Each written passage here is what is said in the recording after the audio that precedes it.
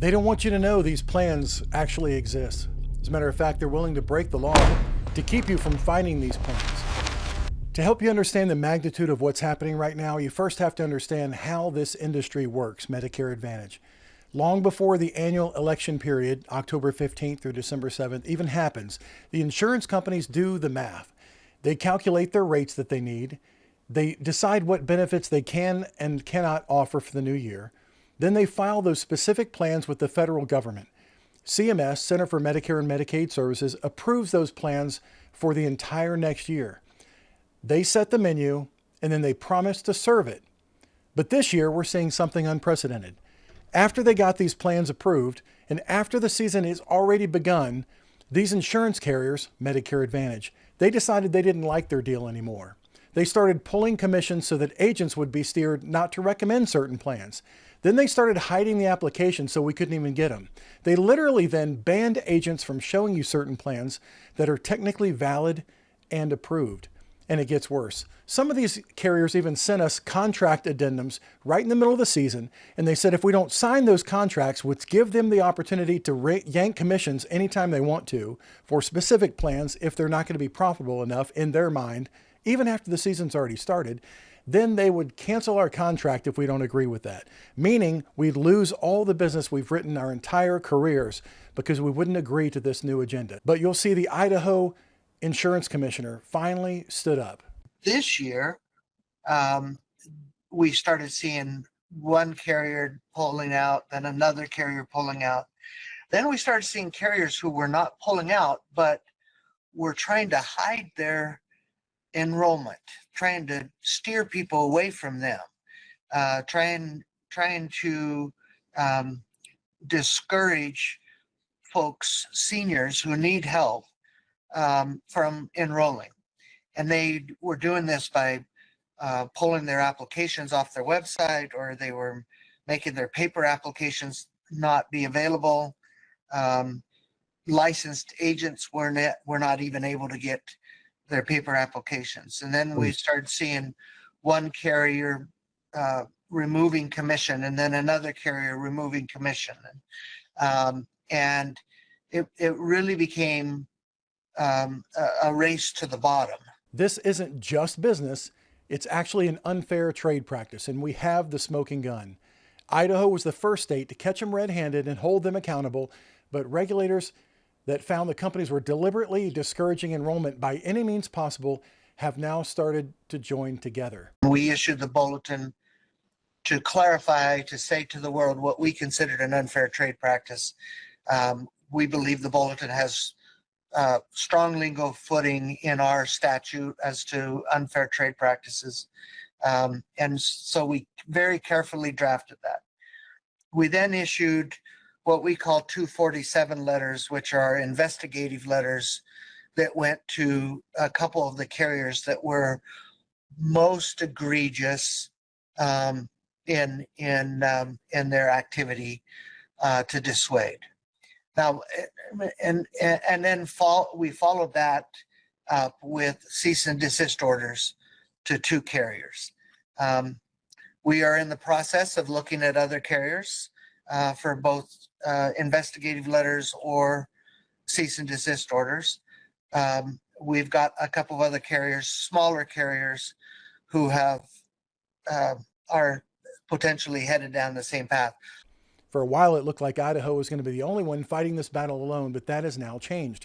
Montana, North Dakota, Oklahoma, and others are joining the fight. They've all issued either official bulletins or cease and desist orders to these insurance companies. I live in the state of South Carolina, and I realize if it's happening nationally, we can't sit back here in South Carolina and wait for someone else to fix it for us. We need to take this directly to the people in charge.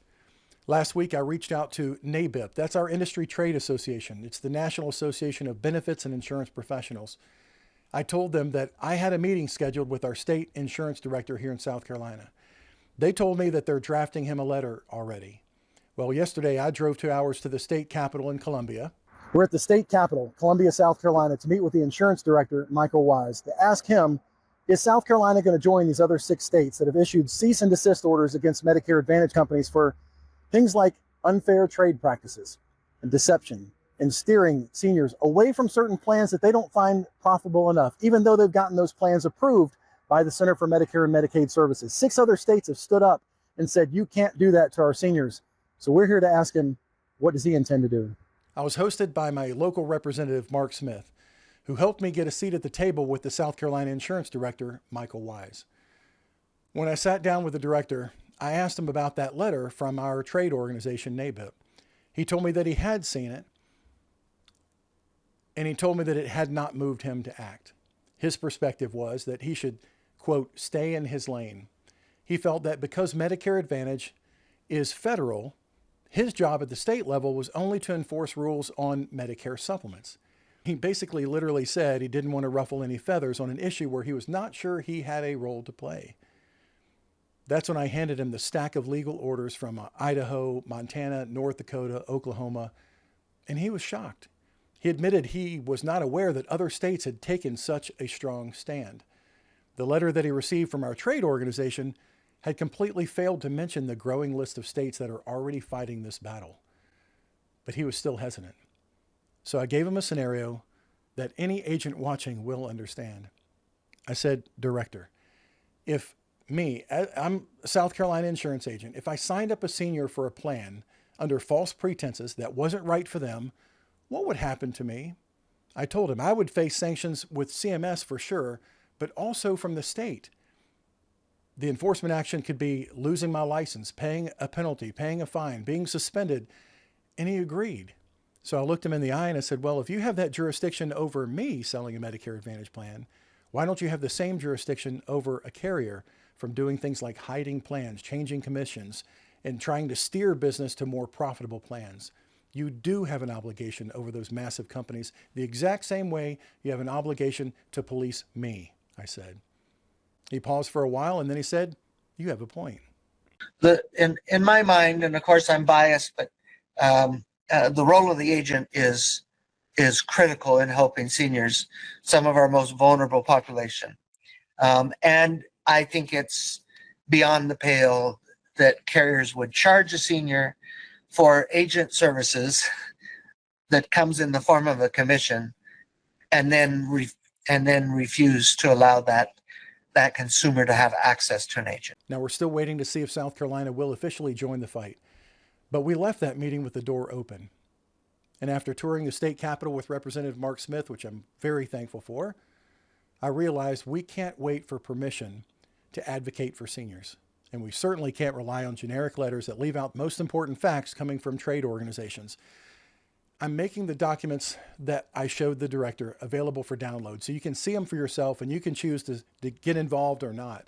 That link is in the description of this video, but I'd like you to download them and see what the states are saying is going on. And don't just rely on somebody else to fight this battle for you. It needs to be in every state capital. Send these documents to your state insurance commissioner. Call your representatives in your state and tell them this is a states' rights issue, because it is. Tell them that seniors in your state deserve an advocate on their behalf, and it should be an insurance commissioner there. Speaking of advocates, this is exactly why you shouldn't go through all this Medicare process alone. Yes, you can go online and you can research what plans they'll show you. You can try to sign up for yourself, by yourself, but are you seeing plans that are hidden? Do you know which networks are changing right now? We study these plans all year long and we get certified every year, and we know detail by detail how they stack up against everybody else. And the best part is the help of an independent broker is completely free to you. Don't let the giant corporations decide which plans you're going to see and which ones they're going to push. Let's find the plan that best fits your needs. Now, the cease and desist orders, they're being challenged by the insurance companies. And literally it was brought up that they're trying to delay this until the enrollment season is over. We believe that we'll end up in district court here shortly. We know that some of the strategy of the carriers is simply to get past this open enrollment. Maybe then they'll agree to back up or do something different. Well, obviously that's not going to be quite good enough for us. Hopefully we'll gain some traction and we'll get them to stop this deceptive practice now. I'll be bringing you updates. Please stay tuned to this channel and share this information with somebody that's on Medicare. Talk to you soon.